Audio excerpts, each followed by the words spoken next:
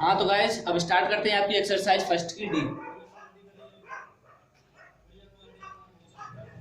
तो आपको ऐसा पहला क्वेश्चन क्या है कि लंबी विभाजन प्रक्रिया से बताइए कि निम्नलिखित परिमेय संख्याओं में दशमलव प्रसार शांत है या अशांत है। तो आपका पहला देखिए 17/8।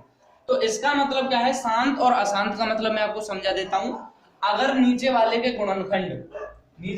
गुणनखंड A M into B N के रूप में हो, यानी इसकी एक की पावर हो, इस दूसरे की पावर हो, यानी इन दोनों पूर्णांकों की पावर हो। पावर सेम नहीं होनी चाहिए, कैसी भी हो चलेगा, लेकिन इन दोनों की पावर होनी चाहिए खाली ओनली इसमें पूर्णांक में।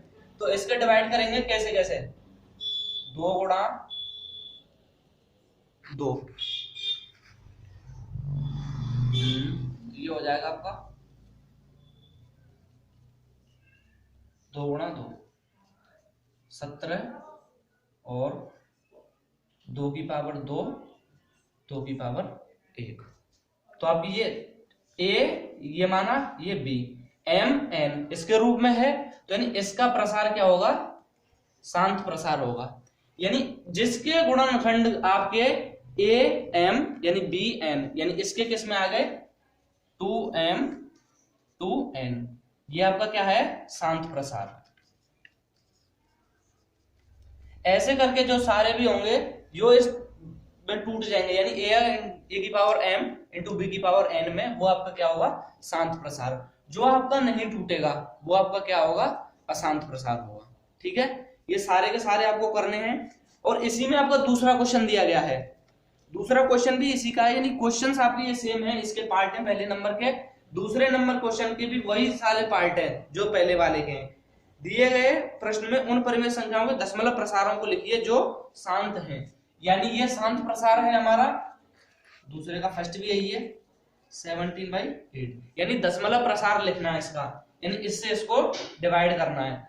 तो इसका क्या होगा, दशमलव प्रसार आपका 8 से इसको डिवाइड कीजिए, 1.0 4, यानी 2.125, यानी ये क्या हो गया अब इसका दशमलव प्रसार। इस तरह से आपको करने हैं पहला और दूसरा क्वेश्चन, यानी पहले में जो आपके शांत प्रसार हों उनका ही हमें क्या निकालना है, दशमलव प्रसार। ये आपके 2 क्वेश्चन कंप्लीट हैं, इनमें से करके देखिएगा। अगर जो नहीं होता है वो आप मुझे कमेंट सेक्शन में आप बता सकते हैं। बढ़ते हैं आपके अगले नेक्स्ट क्वेश्चन की ओर। ठीक है, थर्ड क्वेश्चन क्या है, वो आपको क्या है, निम्नलिखित परिमेय संख्याओं में से कौन सी संख्या शांत दशमलव के रूप में निरूपित कीजिए। तो आप इसको कर दे थर्ड में, यानी कि पहले शांत भी देखना है, फिर उसके बाद दशमलव रूप में भी निरूपित करना है। तो फर्स्ट देखिए आपका, अब 1/20 है, ये 1/20।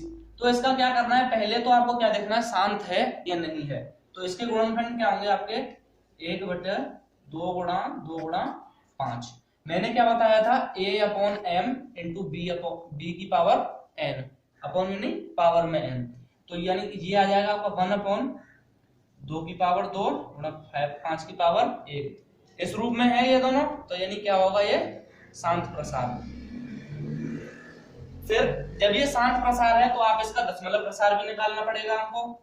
दशमलव प्रसार कैसे निकालेंगे, डिवाइड करना पड़ेगा। अब 1 में तो भाग जाएगा नहीं, 0.0 इससे भी नहीं जाएगा, तो भाग टूटेगी 0, 20/500, तो यानी 0.05। ये इसका क्या हो गया, दशमलव प्रसार, ये इसका दशमलव प्रसार होगा। अब चलते हैं आपके नेक्स्ट क्वेश्चन फोर्थ की ओर, यानी कि ये सारे के आपके इसके क्वेश्चंस हो चुके हैं। आप जो भी करना, 4 क्वेश्चन है, 4 पार्ट है इसमें खाली, वो आप कर लेना। आपका चौथा क्वेश्चन की ओर चलते हैं। हाँ तो गाइस क्वेश्चन नंबर 4 क्या कह रहा है, यानी ये आपकी संख्या दी गई है √3 - √5 और ये √5 + √3। दोनों को गुणनफल की प्रकृति ज्ञात कीजिए, यानी गुणनफल करना है, फिर इनकी प्रकृति ज्ञात करनी है कि संख्या परिमेय संख्या है या अपरिमेय संख्या है। तो सबसे पहले इसका मल्टीप्लाई करेंगे, √15, ये रूट से रूट प्लस ये कितना हो जाएगा 3 हो जाएगा, फिर इसका करते हैं -5 हो जाएगा, ये क्या हो जाएगा माइनस का √15, √15 से √15 कैंसिल और +3 -3, यानी ये आएगा आपका -2। तो यानी परिमेय और अपरिमेय ज्ञात करना है आपको। तो रूट में तो है नहीं संख्या, तो ये कौन सी संख्या होगी, परिमेय संख्या। ठीक है, अब आपका नेक्स्ट क्वेश्चन है 5वां क्वेश्चन। ठीक है, 5वां क्वेश्चन क्या कह रहा है आपका, 2√45 प्लस 3√20 अपॉन 3√5। क्या करना है, पहले तो सरलीकरण करना है, फिर उसमें ये बताना है ये संख्या परिमेय है या अपरिमेय संख्या है। तो इसका सरलीकरण कर लेते हैं पहले। तो ये हो जाएगा आपका 2, √45 को हम तोड़ सकते हैं 2 गुणा, हाँ तो अब ये ऐसे तो सरलीकरण हो नहीं सकता है, यानी कि ये संख्या आपकी कॉमन है, जैसे भाग देते हैं तो इन दोनों को क्या कर लेते हैं, यानी इससे जो भाग लग रहा है दोनों संख्याओं में लग रहा है, तो दोनों को अलग अलग कर लेते हैं। 3√5 प्लस 3√20 अपॉन 3√5, यानी कि ये सारे अलग अलग हो गई। अब क्या करते हैं, इसको तोड़ेंगे, अब इसके गुणनखंड करेंगे, तो इसके गुणनखंड आएंगे आपके 3√5, 3√5 प्लस ये तो 3 से 3 कैंसिल हो ही जाएगा, √5 से ये √20 कैंसिल होगा आपका कितना 2 टाइम्स, 2 बार डिवाइड होगा, प्लस 2 बट्टे नीचे बचा कितना 1, इससे ये कैंसिल, यहाँ कितना बचा 2, 2 प्लस 2 बराबर 4। ये भी आपकी रूट में संख्या नहीं है, तो यानी ये तो 4, तो इसका सरलीकरण हो गया, और ये संख्या कौन सी हो गई, परिमेय संख्या। तो गाइस अब मैं आपको ये सारे के सारे क्वेश्चन आपके हार्ड है नहीं, मैंने पढ़ के देख लिए हैं। तो क्वेश्चन नंबर 6 है आपका कि रूट में संख्या दे रखी है आपको कितनी, 1029/147। इसको क्या करना है आपको, ये बताना है कि संख्या परिमेय है या अपरिमेय है। तो आप वैसे ही बता सकते हो। क्वेश्चन नंबर 6, रूट में संख्या है तो यानी सिंपल सी बात है, ये संख्या कौन सी होगी, अपरिमेय संख्या होगी। क्वेश्चन नंबर 7, 3/8 को दशमलव रूप में गणना कीजिए, यानी 8 से आपको भाग देना है 3 में, वो आपका जो भी आंसर आएगा वो आपका दशमलव रूप हो जाएगा।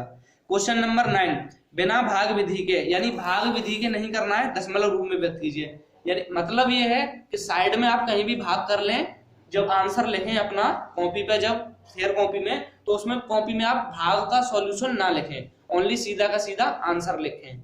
साइड में आप करके देख लेना, उससे जो भी भागफल आएगा दशमलव से, यानी 15/4 प्लस 5/40, ये भिन्न आप सॉल्व कर सकते हो। उसके बाद जो भी आपका दशमलव रूप में आएगा वो आप आंसर में सीधा सीधा लिख देना। क्वेश्चन नंबर 10 में है 257/5000 को हर, और 257/5000 के हर को किस में लिखना है, यानी शांत व अशांत प्रसार में देखना है, यानी कि 2m × 5n के रूप में लिखना है। तो वो लिखा जा सकता है, इसको लिख के आप कर सकते हैं। और इसके बाद क्वेश्चन नंबर 11 आप पढ़ लें एक बार। कुछ वास्तविक संख्याओं के दशमलव प्रसार नीचे दिए गए हैं, प्रत्येक स्थिति के लिए निर्धारित कि यह संख्या परिमेय है या नहीं। यदि यह परिमेय संख्या है तो P/Q के रूप की है, Q के अभाज्य गुणनखंडों के बारे में आप कह सकते हैं। यानी आपको यह बताना है कि ये संख्या परिमेय संख्या है या कि आपकी अपरिमेय संख्या है। अपरिमेय संख्या और परिमेय संख्या मैं आपको पहले ही बता चुका हूं। और जो आपकी नेक्स्ट एक्सरसाइज है वो है आपकी फर्स्ट की E। उसमें जितने भी आपकी मैंने एक्सरसाइज फर्स्ट की A से लेके फर्स्ट की D तक जो कराई है, उसके सारे मिक्स्ड क्वेश्चन दिए गए हैं।